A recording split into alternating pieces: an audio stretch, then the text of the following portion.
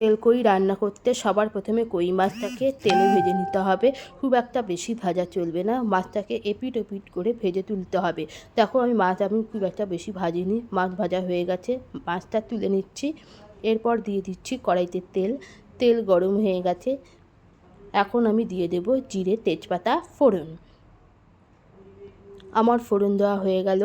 তারপর আমি দিয়ে দিচ্ছি বেটে রাখা মশলা, জিরে বাটা, আদা বাটা, লঙ্কা বাটা, নুন আর হলুদ। এই সব কটা উপকরণগুলোকে সুন্দর করে আমি কষিয়ে নেব। কষানোর সময় সামান্য একটু জল ব্যবহার করব, কারণ যাতে মশলা লেগে না যায়। তারপর আমি দিয়ে দেব ভেজে রাখা কই মাছটাকে। কই মাছের সঙ্গে মশলায় খুব সুন্দর করে একসাথে মিশিয়ে নেব।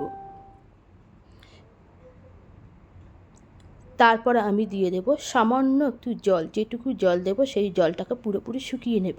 পুরো রেসিপিটা তেলে আর মশলায় থাকবে। আর নামানোর আগে গরম মশলা অবশ্যই দিতে হবে।